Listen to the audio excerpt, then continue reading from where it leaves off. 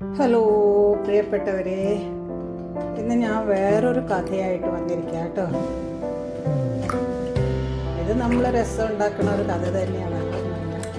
ഇത് എൻ്റെ അമ്മ ഉണ്ടാക്കുന്ന രസമാണ്. അതുകൊണ്ട് ഇതിനൊരു അളവോ ഇതിനൊരു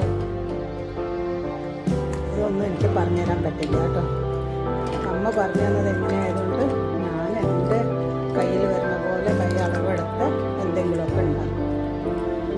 മഴ എവിടെയോ പെയ്തിട്ടുള്ളൂ.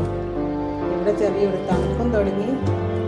പിന്നെ തൊണ്ടയ്ക്കൊക്കെ ഒരു കിച്ചും വന്നു തുടങ്ങി.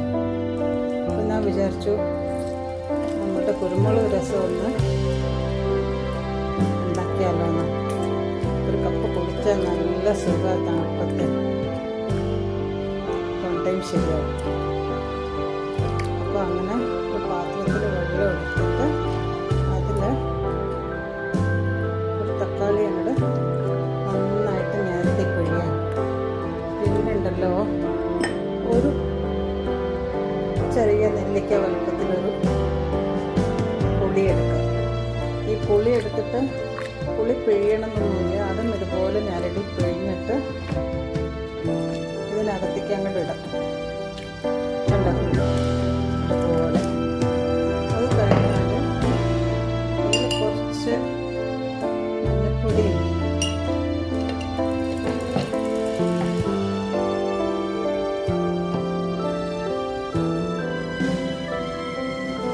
കുറച്ച് ഉപ്പും ചേർക്കും കേട്ടോ.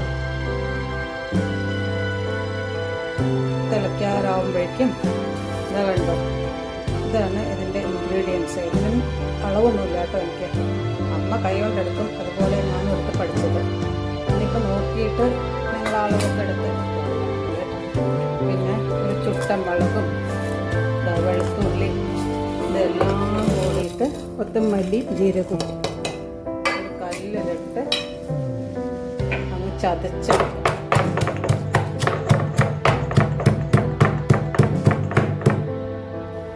ഇത് കണ്ടോ, ഇങ്ങനെ തിള വരുന്ന സമയത്ത് ഈ ചതച്ച് വെച്ച മസാല ഉണ്ടല്ലോ അതെടുത്തിട്ട് തിള വരാറായി. കണ്ടോ,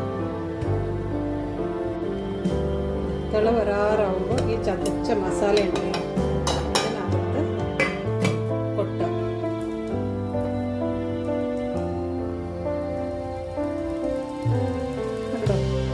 തിള വരുന്ന സമയത്ത് അതിൽ നമ്മൾ കുറച്ച് മല്ലിയില ഇട്ട്, മല്ലിയില മസ്റ്റാണ് കേട്ടോ. മല്ലിയില ഇട്ട് അതൊരു ഉടനെ അത് അങ്ങനെ അടച്ചു വെക്കണം. കണ്ടോ ഇതുപോലെ.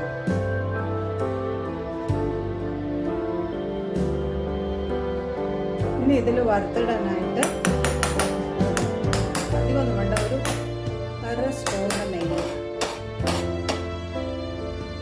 അര സ്പൂണ് നെയ്യിട്ട് അതിലെത്തിരി കടുകും മുളകും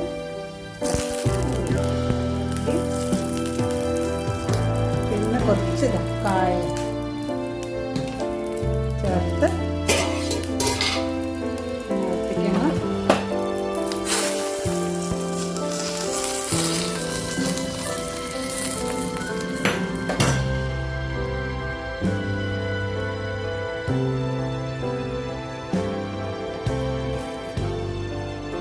ഇതിങ്ങനെ എടുക്കണ്ട, ഒന്ന് ഇളക്കണം.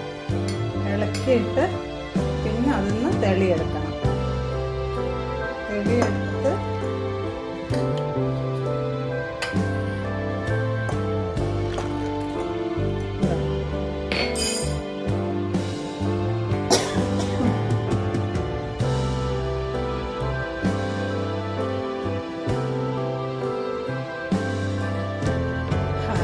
തൊണ്ടയ്ക്ക് എന്തോ ഒരു സുഖം അറിയാം. ഇത് ഇങ്ങനെ ഉണ്ടാക്കി വെച്ചാൽ ഒരു 3-4 ദിവസത്തിനൊക്കെ ഉണ്ടാക്കി വെക്കാം നമുക്ക് കേട്ടോ. അതൊന്നും കേടൊന്നേ വരില്ല. ഫ്രിഡ്ജിൽ വെച്ചിട്ട് ആവശ്യത്തിന് ചൂടാക്കി എടുത്താൽ മതി. എല്ലാ ദിവസവും ഉണ്ടാക്കേണ്ട ആവശ്യമില്ല.